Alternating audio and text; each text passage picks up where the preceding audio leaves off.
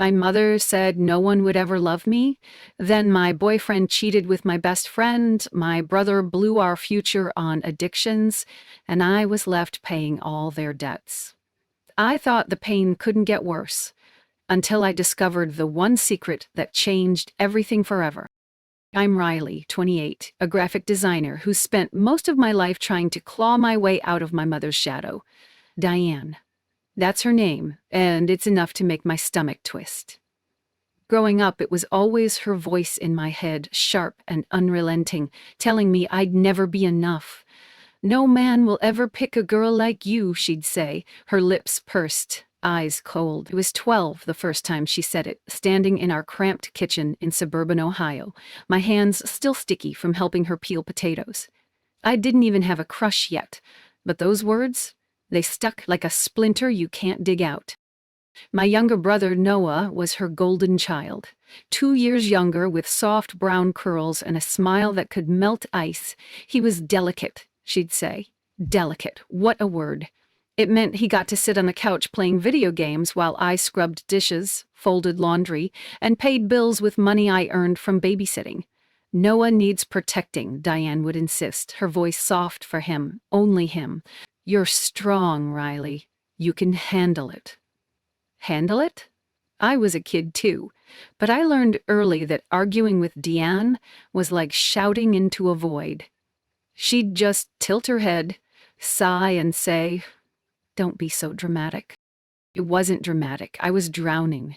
School was my escape, where I could lose myself in art classes, sketching logos and posters that made my teachers nod approvingly.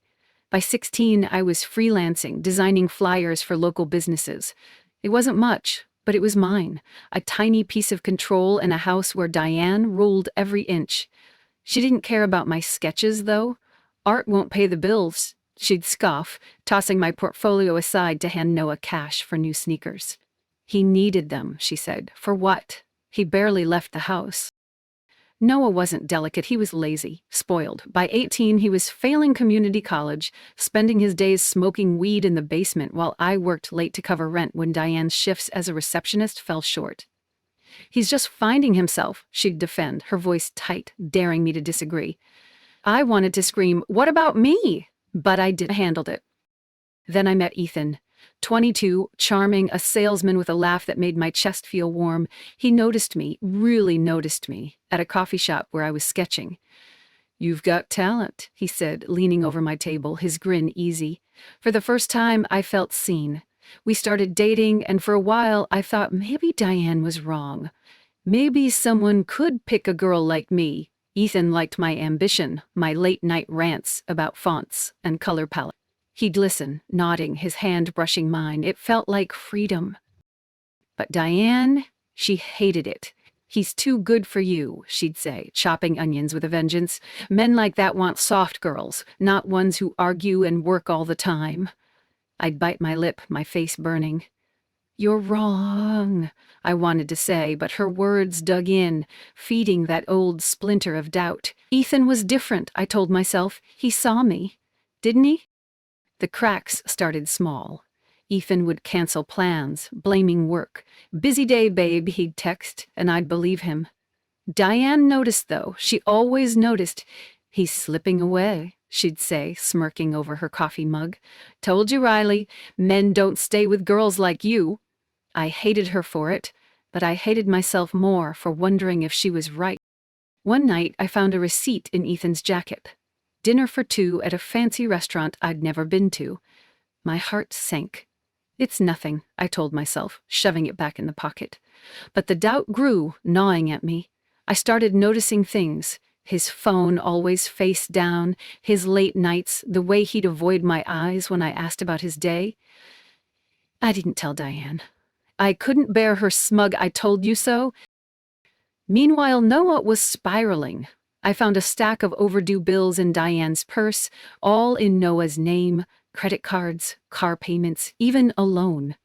"He's struggling," Diane whispered when I confronted her, her eyes pleading. "Don't make it harder for him." Harder for him? I was the one working double shifts to keep the lights on. I wanted to shake her, to scream, "Why is it always me?" The breaking point came at a family dinner. Noah showed up high, slurring his words, and Diane just laughed it off. "He's young," she said, ruffling his hair. I needed him to back me up, to say something, anything. But he didn't. He just sat there, and Diane's words echoed in my head. "No man will ever pick you." That night, alone in my room, I cried. Not just for Ethan's silence or Noah's mess, but for me. For the girl who'd been carrying everyone else's weight since she was 12. For the girl who wanted to believe she was enough. I looked at my sketches, my portfolio, the only thing that felt like mine, and I made a decision. I couldn't stay in this house, under Diane's thumb, waiting for her approval or Ethan's loyalty. I had to get out. But first I needed answers. About Ethan, about Noah, about why I was never enough. I didn't know it then, but that receipt in Ethan's pocket was just the start. The truth was coming, and it was going to break everything. I couldn't shake that receipt. Dinner for 2 at a place I'd never been? My gut screamed something was wrong, but I told myself I was overthinking. "He's just busy," I whispered, staring at my laptop screen, the glow burning my eyes. But the doubt was a splinter, digging deeper. I started noticing everything. His phone buzzing at odd hours, his quick glances away when I asked, "Who's that?" "Work," he'd mutter, flashing that smile I used to love. I didn't want to be that girl, snooping, paranoid. But I couldn't stop. One night, he left his phone on the counter while he showered. My hands shook as I picked it up. Just a quick look, I told myself. The passcode was still the same. My heart pounded as I opened his messages. There it was.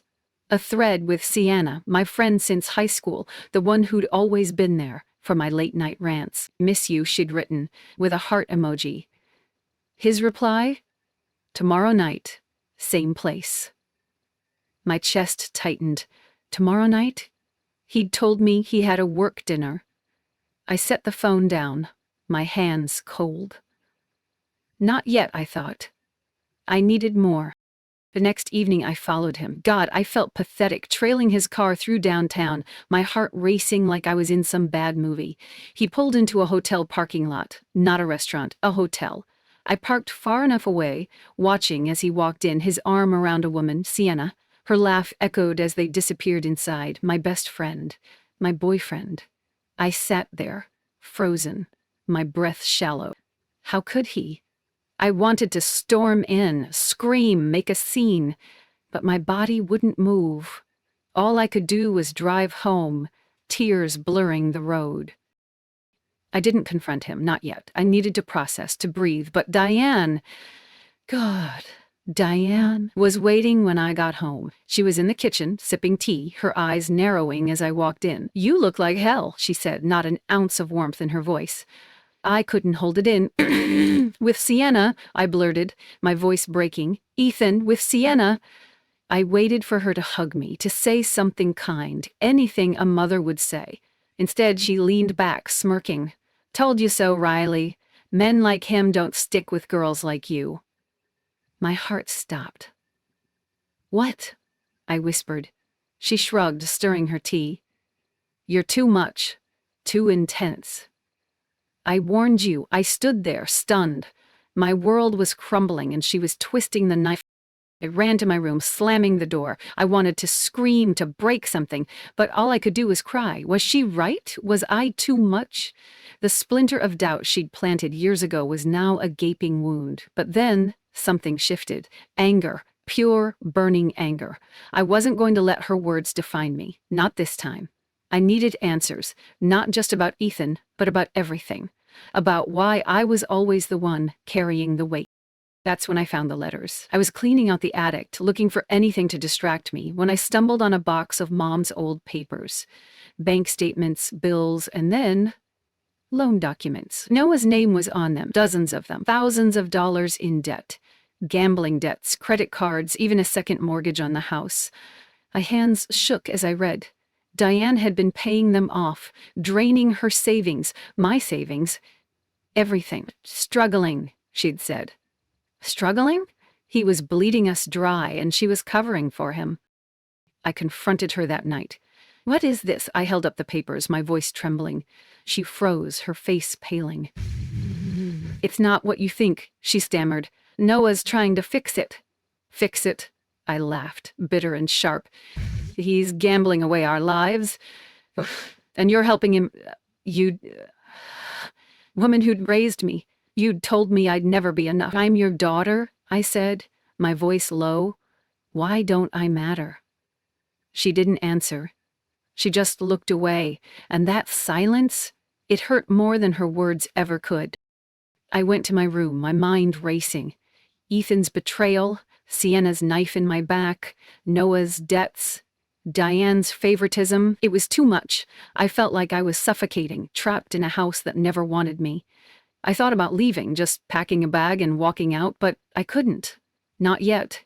I needed to know how deep this went. I started digging, checking Noah's bank records, his emails, anything I could access. What I found made my blood run cold. He wasn't just gambling, he was borrowing money from shady lenders, using Diane's name, our house, as collateral. And she knew. She'd been lying to me for years. I sat on my bed, the papers scattered around me, my heart pounding. Ethan, Sienna, Noah, Diane, they were all betraying me, each in their own way. I wasn't just angry anymore. I was done. Done being the one who handled it. Done being the scapegoat. I didn't know how, but I was going to make them see me, really see me. For the first time, I felt something new, resolve. They thought I was nothing, they were wrong, and I was going to prove it. I couldn't breathe in that house anymore. The air felt thick, heavy with lies. His gambling debts, her blind devotion, their betrayal. I had to confront them. No more swallowing my anger. No more handling it. I waited until dinner, when she was setting the table and he was sprawled on the couch, phone in hand, probably texting another loan shark. My hands shook as I gripped the stack of loan documents, the evidence of their deceit. This was it. "Explain this," I said, slamming the papers on the table. Her eyes widened and she froze, a plate half set in her hand. He looked up, his lazy grin fading. "What's that?" he mumbled, sitting up. "Your debts," I snapped. "Thousands of dollars. In her name, our name. You're ruining us, and You don't understand," she started, her voice low. "He's trying." "Tryin'?" I laughed, sharp and bitter. "He's gambling away our lives and you're paying for it. My money, my work, my life. Why is it always me picking up the pieces?" My voice broke, tears burning my eyes. I hated crying in front of them, but I couldn't stop. She stood there, silent, her lips tight. He scoffed, leaning back. "You're overreacting, sis. It's under control." I wanted to scream. "You're a liar," I said, my voice shaking. "Both of you." She finally spoke, her words like ice. "You're selfish, always making it about you. He's my son. He needs me, her son. Not me. Never me." I felt like I'd been slapped. "I'm your daughter," I whispered, but she just looked away. He smirked, like he'd won. That was it. I couldn't stay. "I'm done," I said, my voice steady for the first time. "I'm leaving. You two deserve each other." She didn't stop me. He didn't even look up. The door slammed behind me, and I didn't look back. I moved to a tiny apartment across town, scraping by on freelance gigs. It wasn't much, but it was mine. No more of her voice in my head, no more of his messes. I cut them off, blocked their numbers, ignored their emails. It hurt. God, it hurt, but I had to survive. I threw myself into work, building a portfolio, landing bigger clients. Slowly, I started to breathe again. I wasn't just the girl who... I was good at what I did. I was enough. 10 years passed. 10 years of silence. I'd built a life, a good one. Project manager at a design firm, a small circle of friends who didn't stab me in the back, a quiet apartment with plants I somehow kept alive. I thought I'd moved on. Then the call came. A hospital number. Her voice, weak, trembling. "I'm sick," she said. "Cancer." My heart stopped.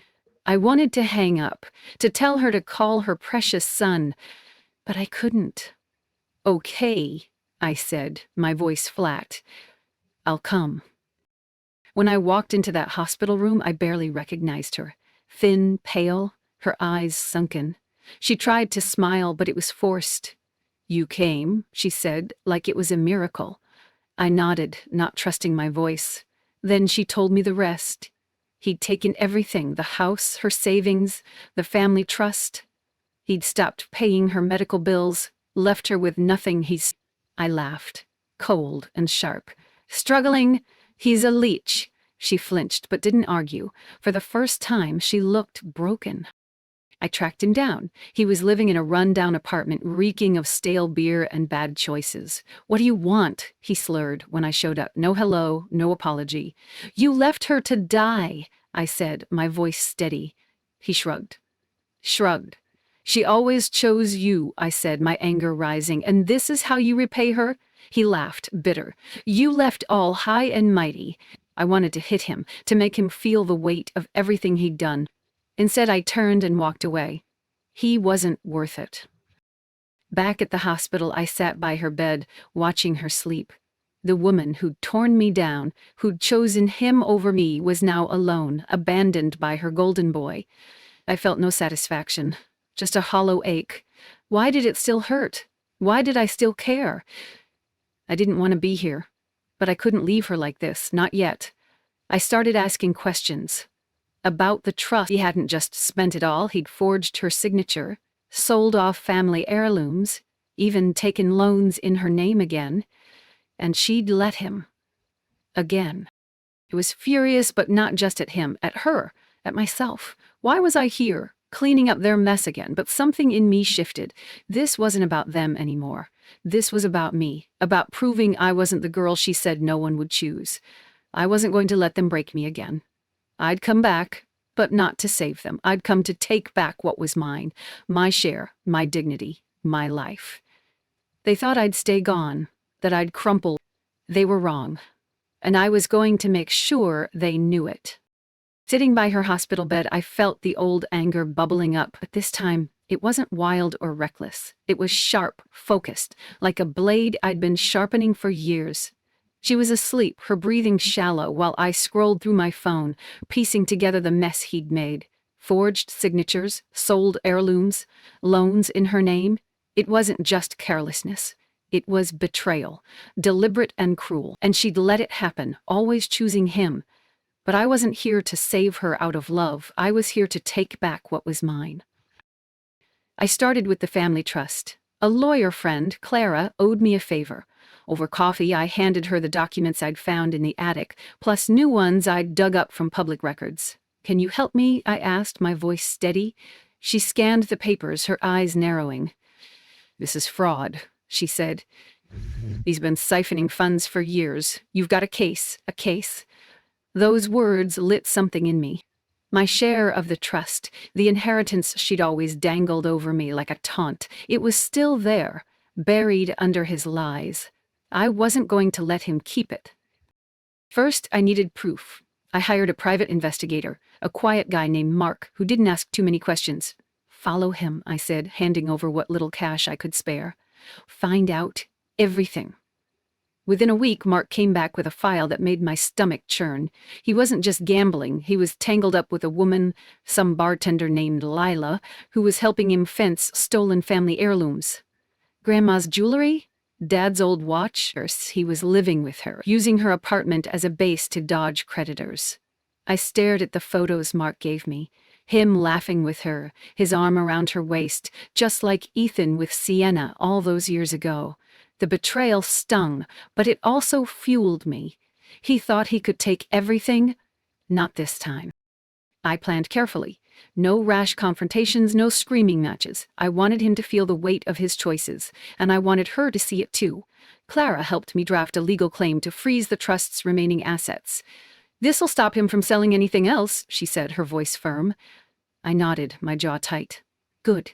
But that wasn't enough. I needed to expose him, not just to the law, but to the family. They deserved to know.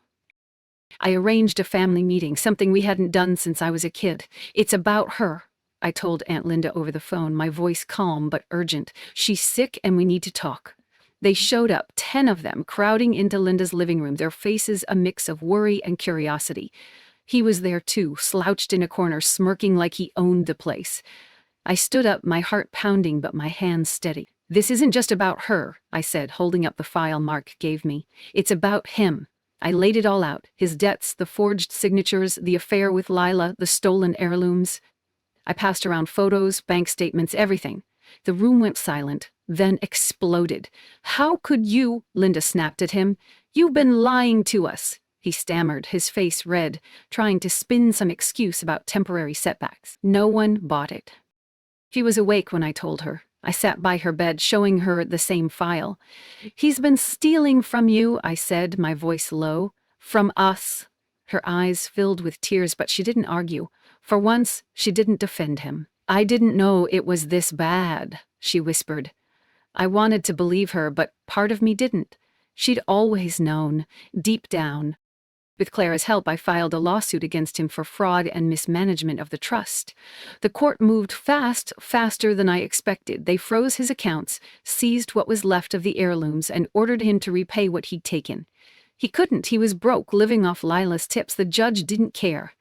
"You'll figure it out," she said, her gavel like a hammer on his lies. I didn't smile, but I felt. For her, I made sure the hospital bills were covered.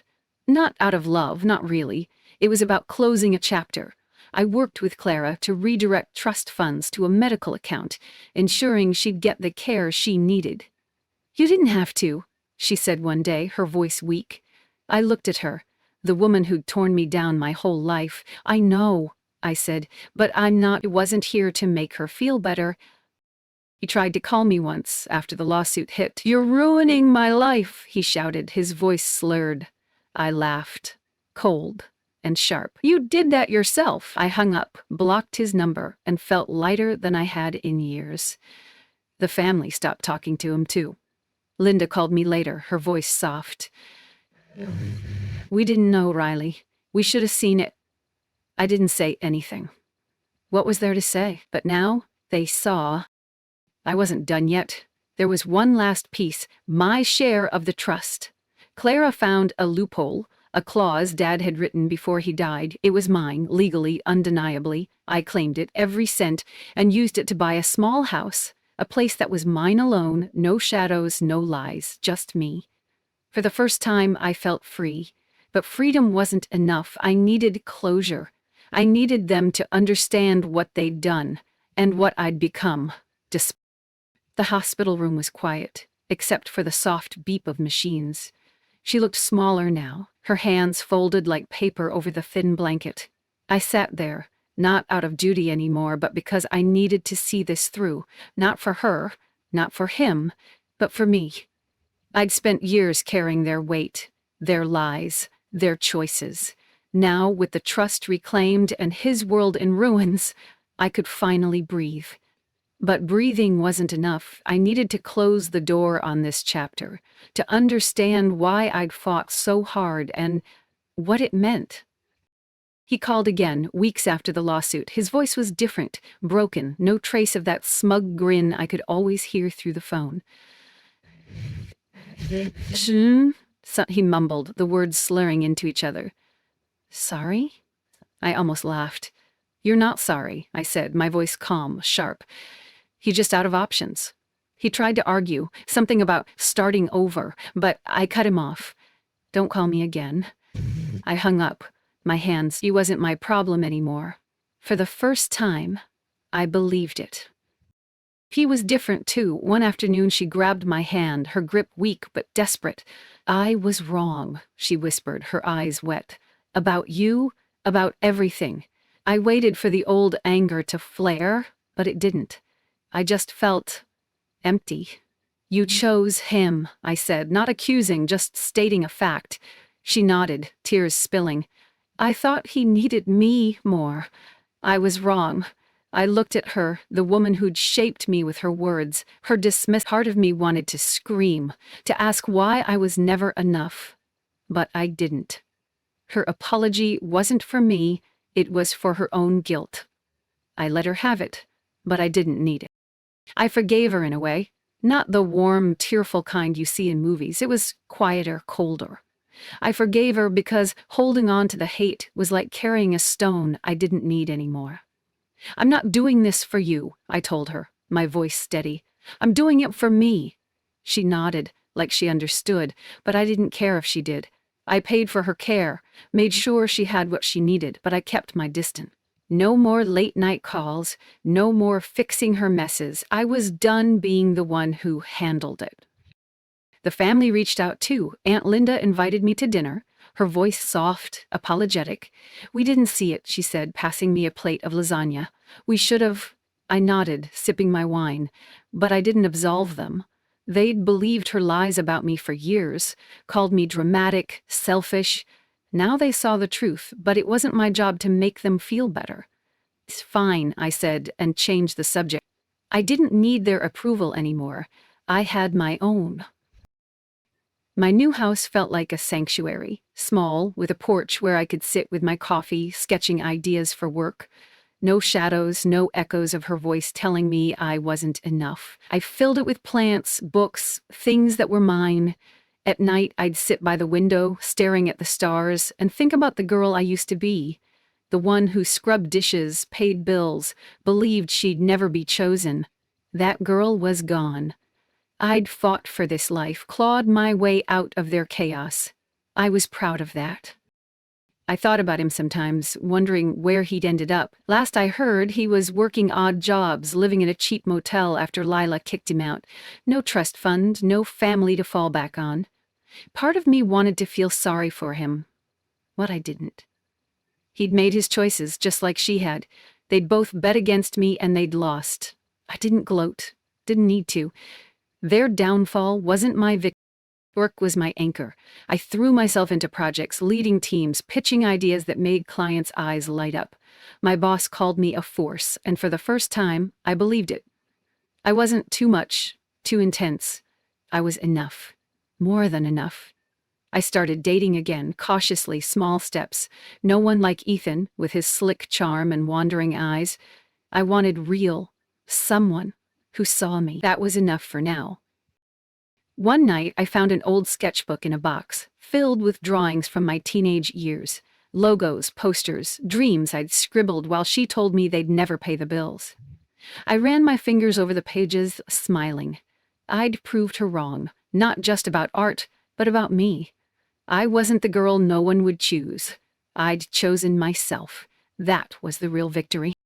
I'd visited her one last time before moving on for good. She was better, the doctors said, but still frail.